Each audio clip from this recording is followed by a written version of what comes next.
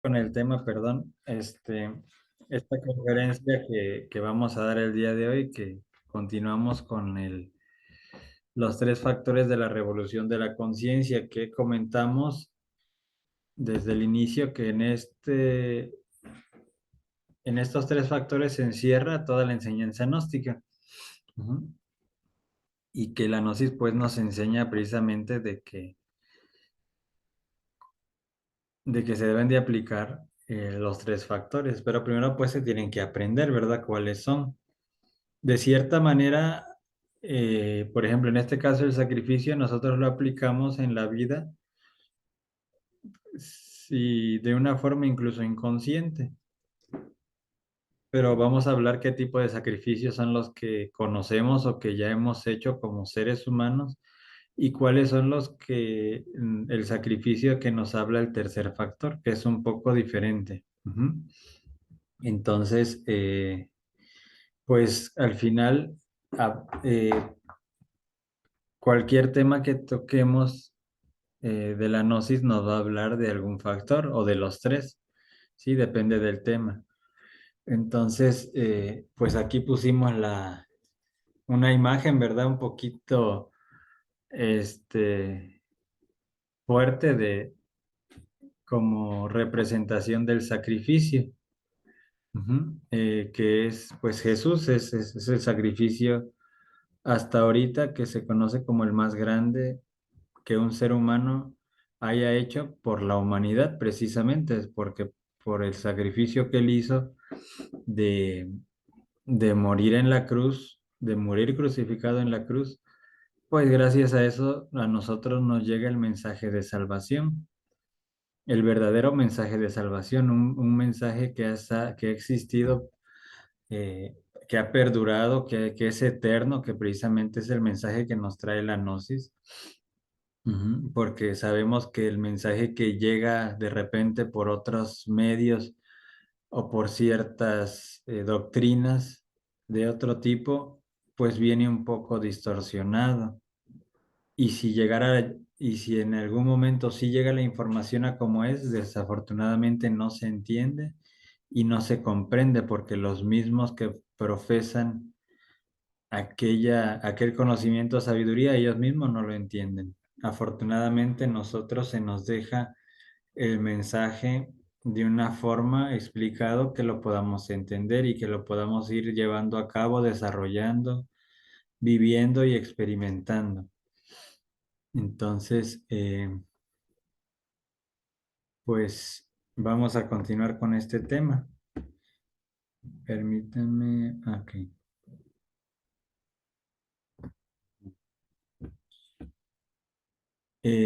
Bueno, dice esta imagen, el sacrificio por la humanidad nos acerca al Cristo y nos hace dignos de la gracia del Padre y de la misericordia de la Madre. Ujú. Entonces, por eso cuando el Cristo dijo, sígueme, toma tu cruz y sígueme, dice, sígueme, copia como aquel libro, Imitación de Cristo, ¿verdad? Imítame, emúlame, haz lo que yo hice, sacrifícate por los demás.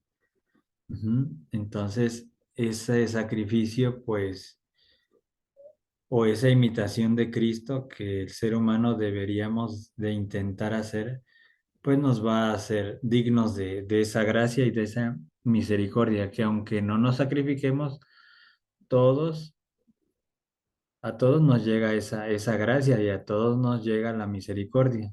Sí, eso es este, irrefutable. Bueno, la palabra sacrificio viene del latín sacrum y facere, que quiere decir sacro, sagrado, y facere, pues oficio. Ujú. Entonces, sacrificio quiere decir hacer sagradas las cosas, ¿sí? Entonces ahí nos va dando como un contexto, como una entrada de lo que es el sacrificio, porque cuando nosotros hablamos de sacrificio, siempre pues suena algo que conlleva un dolor o sacrificio de que pues precisamente vamos a sufrir, ¿verdad? Y bueno, sí, tiene mucho que ver esto, pero vamos a ir viendo cómo es este sacrificio y cómo es que nosotros, en el estado en que estemos, en el nivel de ser que estemos, lo podemos llevar a cabo si es que así lo queremos. Ujú.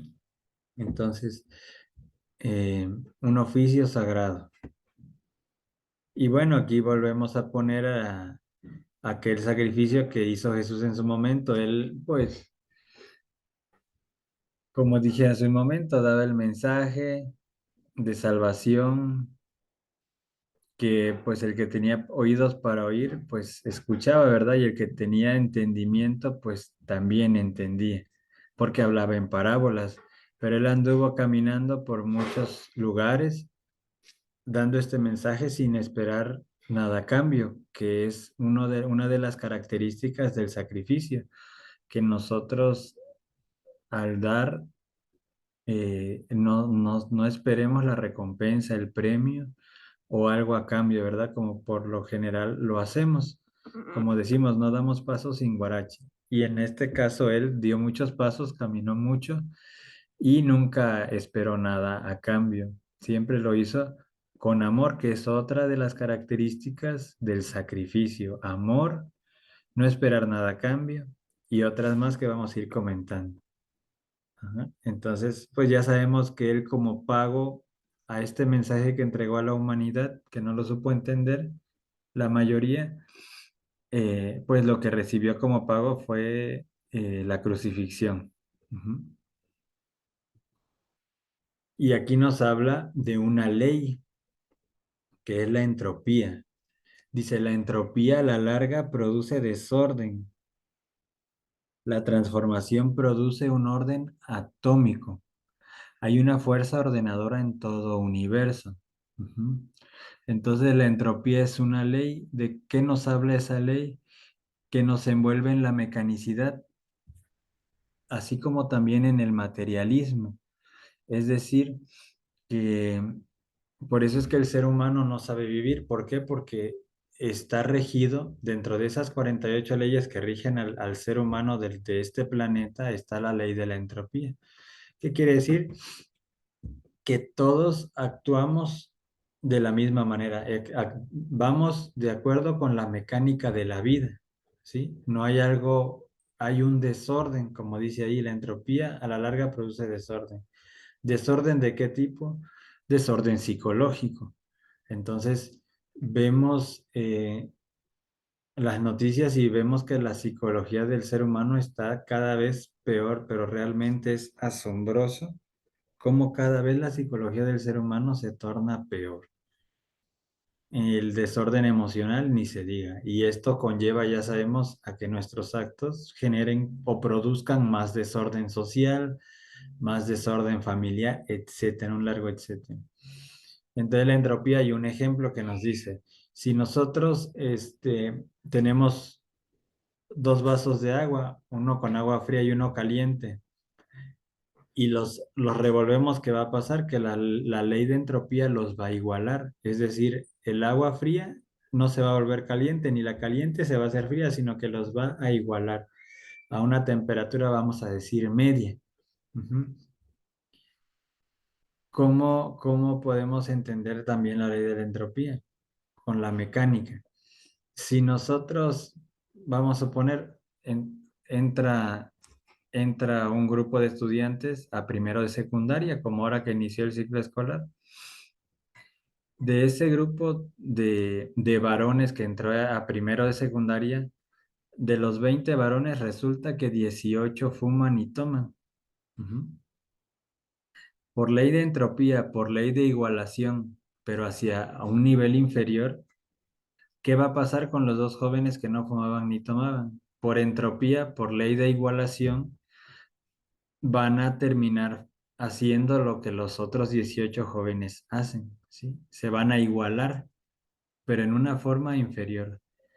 Esa es la ley de la entropía, que esa mecanicidad del mundo, esa mecanicidad de forma de pensar, esa hipnosis colectiva, esa idiosincrasia del lugar de las personas que te rodean te va a atrapar y vas a terminar comportándote como los demás. Y es muy sencillo. Este, si, como lo que comentábamos ahorita con Armando, si alguien se te atraviesa en el carro, ¿qué es lo más común de acuerdo a la ley de la entropía, de acuerdo a la mecánica? Si alguien se te atraviesa, le tocas el claxon o le recuerdas el 10 de mayo, por lo menos. Ujú. Si no es que se baja y se quiere agarrar a golpes con el otro conductor, ¿verdad? Esa es la ley de la entropía. Pero ¿qué pasa cuando empiezas con la transformación, primero de la forma de pensar, y te das cuenta que no tiene sentido que tú le toques el claxon, realmente no cambia nada. La acción de la persona que se te atravesó ya está hecha, ya no la vas a cambiar. Ujú. Esa es una, en el pensamiento. Y darte cuenta que si tú haces eso y esa persona viene armada, pues puede terminar fea la cosa. Ujú.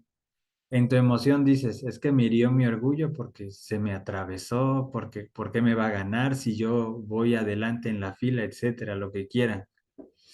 Entonces, pero con la transformación ya cambiaste tu forma de pensar y ahora de sentir, bueno, pero ¿por qué la acción de esta persona me hace sentir así?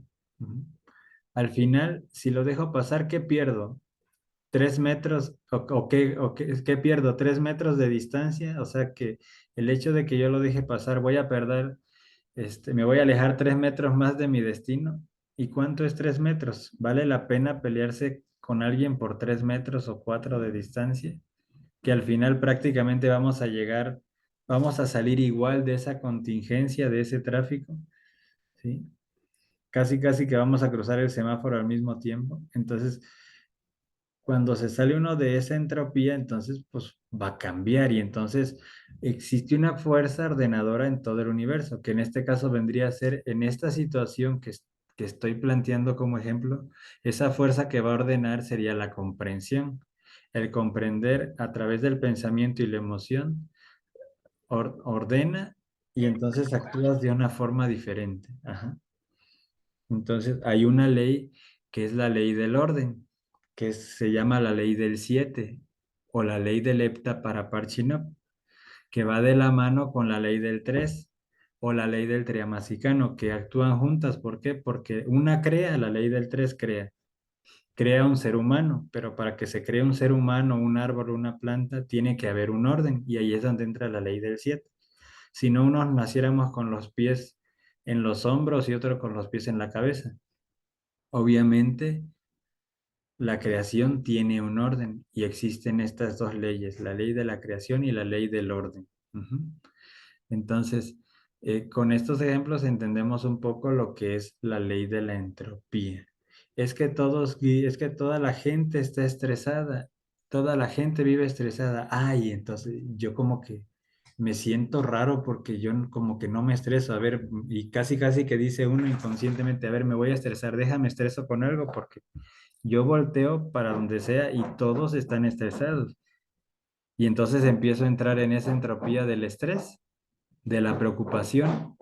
Pues es que todos viven preocupados también y no pueden dormir en la noche de la preocupación y pues yo le entro en ese carril también. Pero por entropía, a veces ni siquiera a lo mejor hay algo que merezca que me quite el sueño, pero pues por pura entropía vamos a dar ahí. Ujú. Como si fuera un embudo y que no hay no hay otro lugar, pues sino que al final vamos a dar donde van todos, ¿sí? Entonces, si queremos transformarnos radicalmente, necesitamos sacrificar nuestros propios sufrimientos. Muchas veces expresamos nuestros sufrimientos con canciones articuladas o inarticuladas.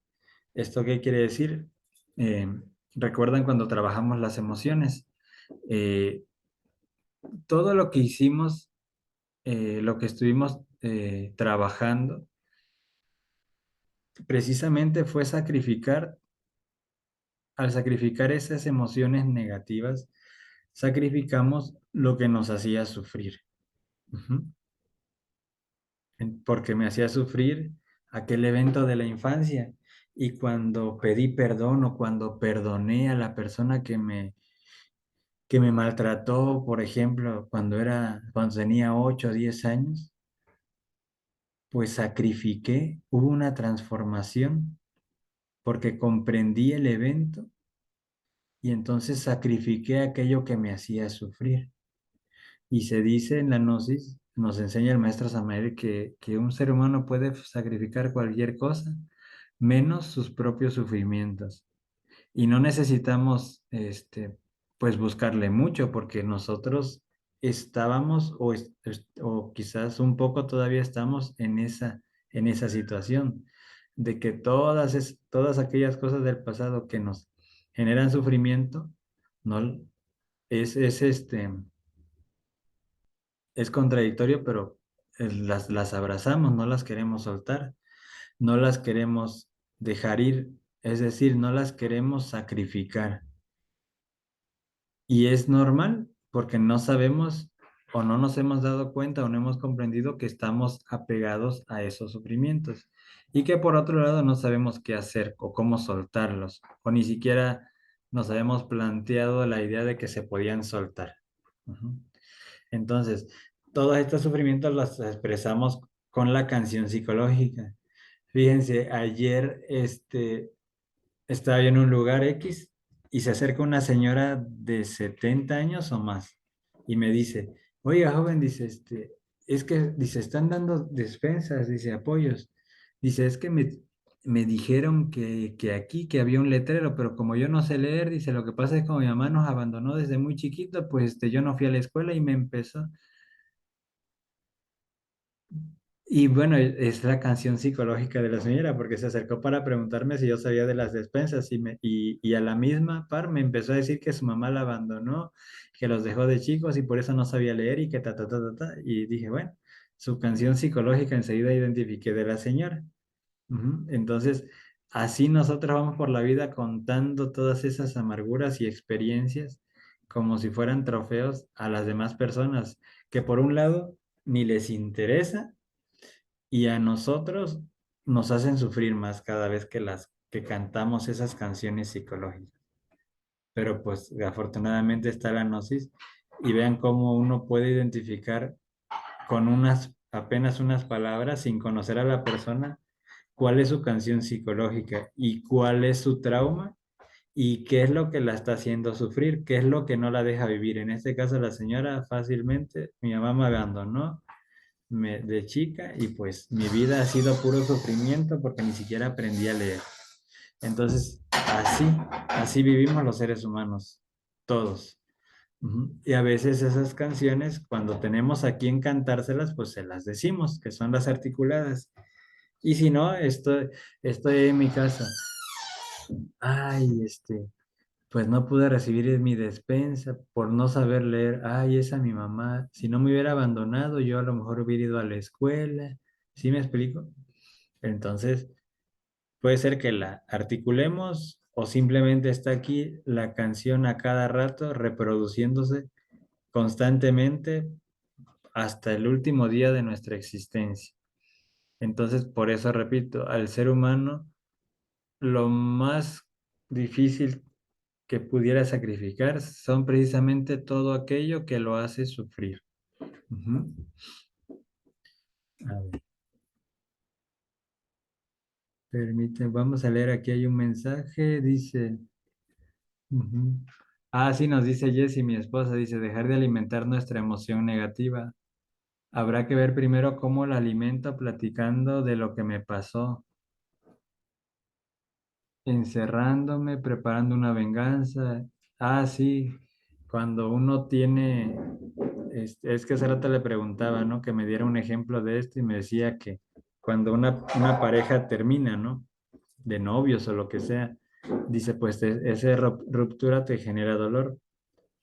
Y en vez de buscar la forma de salir de ese estado de sufrimiento que hace uno, pues vamos al bar y pongo músicas, ¿verdad? De José Alfredo Jiménez, de José José, y empiezo a poner, hoy quiero saborear mi dolor y todo eso, ¿no? Y no pido compasión ni piedad, o sea, el yo a todo lo que da. Ujú. Entonces, al final, ya traigo el dolor, pero pongo música que me genere más dolor, nos damos cuenta, y llorando y viviendo con rencor, etcétera. Gracias, Jesse. Entonces, bueno, ahí está ese comentario. que nos ilustra un poco más todo esto, cómo alimentamos incluso, no nada más, no quiero soltar eso que me hace sufrir, sino que lo alimento, fíjense cómo vivimos. Pero, pero nosotros decimos que no nos gusta o que no queremos sufrir. Y pues la verdad es que es todo lo contrario. Entonces, bueno, a ver. Sí. Dice, en realidad sacrificio es una transmutación de fuerzas, en la cual una fuerza interior es transformada en una superior y diferente. Como el ejemplo que pusimos ahorita. Ok, mi pareja me dijo que ya no quiere estar conmigo, incluso me dijo que quiere estar que ya está con otra persona. Bueno, entonces, ¿qué puedo hacer? Si ya me dijo que no quiere estar conmigo y que ya está con otra persona, ¿qué puedo hacer? ¿Me, me voy a tirar de un puente? ¿O entiendo o agradezco incluso su sinceridad que me diga que ya no quiere estar conmigo y que, bueno, pues la vida sigue, ¿no? Y que mi vida tiene valor con o sin esa persona. Ujú. Y lo que hacemos normalmente es empezar a mendigar el amor, empezar a perder nuestra dignidad, como se dice vulgarmente, empezar a arrastrarnos para que esa persona se quede con nosotros. Y es muy triste esa parte, porque ¿cómo rogarle a una persona que se quede contigo cuando ya te dije cuando ya te está diciendo que ya no quiere estar, ¿verdad? Pero bueno, entonces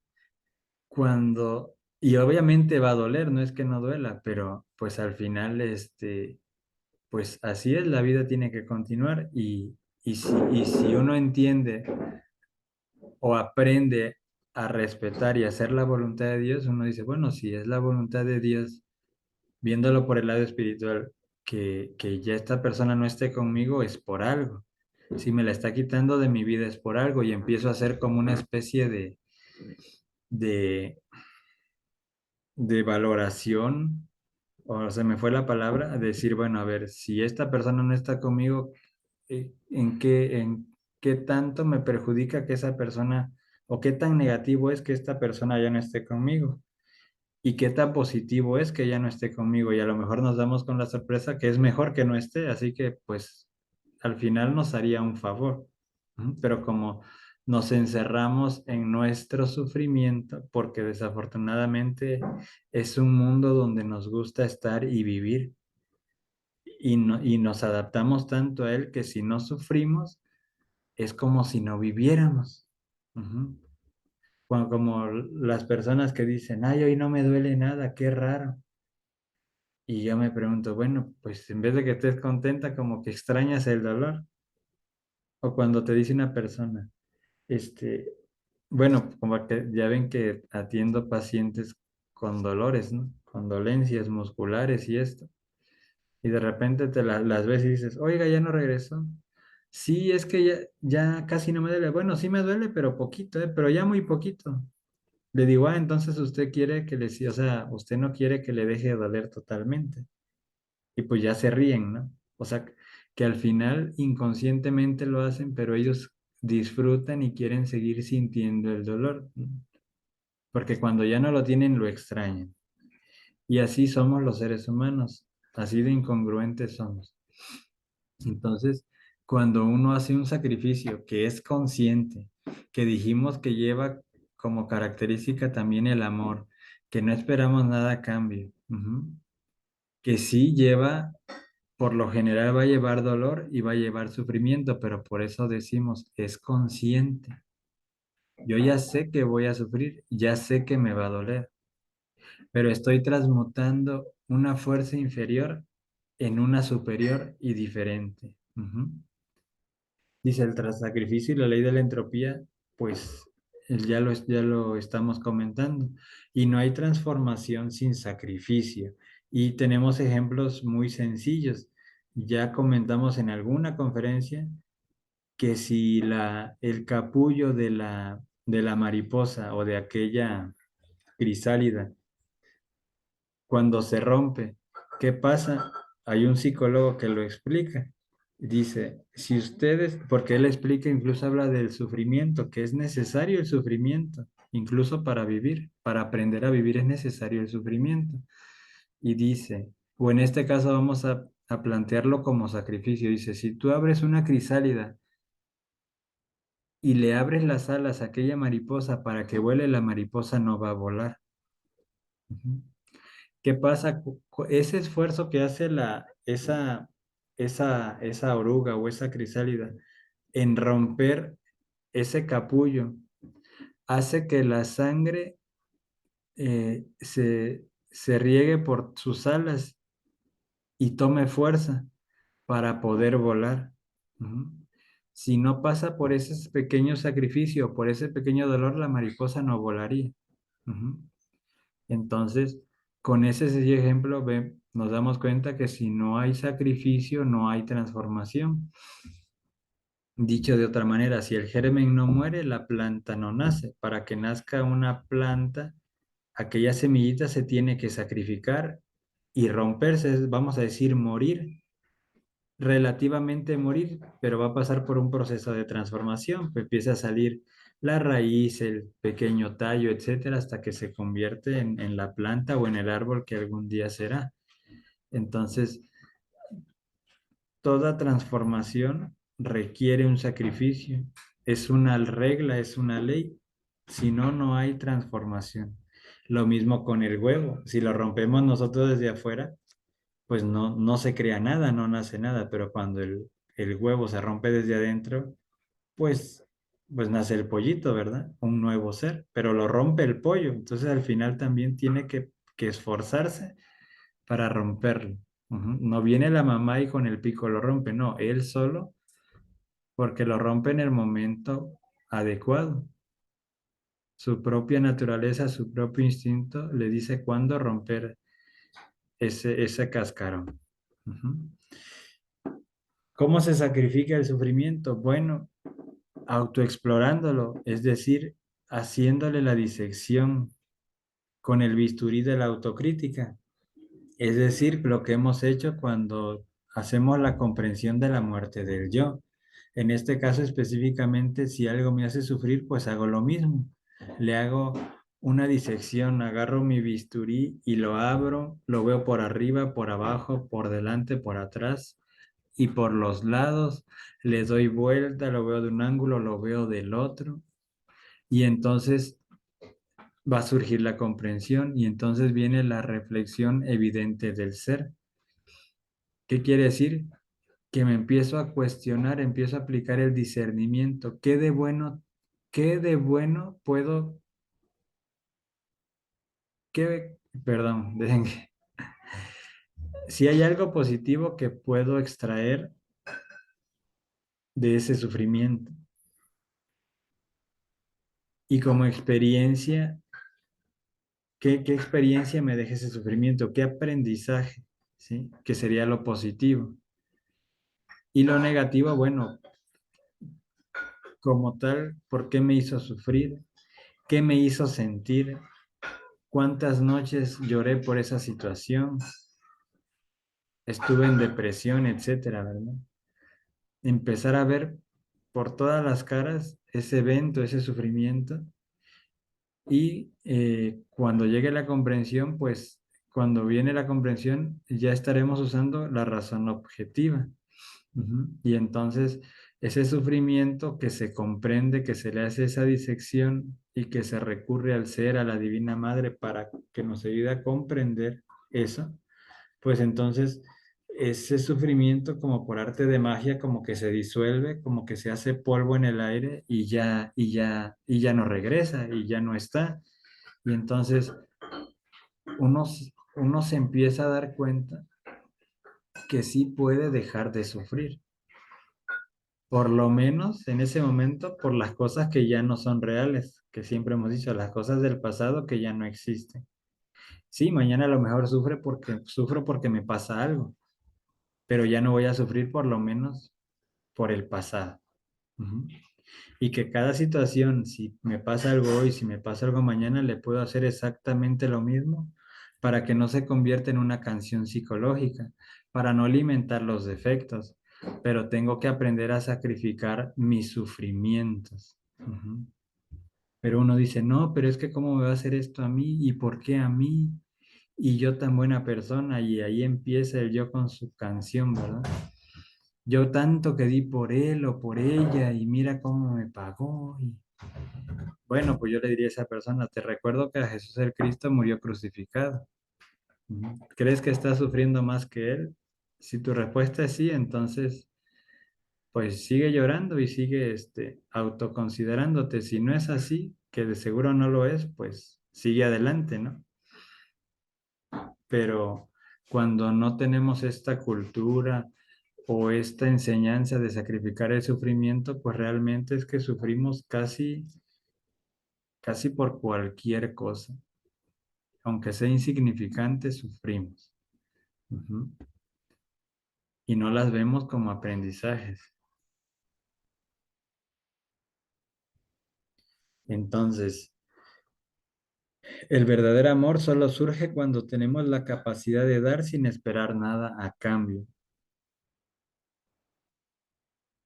Y aquí sería bueno preguntarnos, ¿cuándo dimos algo cuándo fue la última vez que dimos algo sin esperar nada a cambio? Y dice aquí, pero ¿qué es lo más valioso que podemos dar? Y aquí voy a hacer una pausa y les quiero preguntar, ¿ustedes qué creen que es lo más valioso que podemos dar?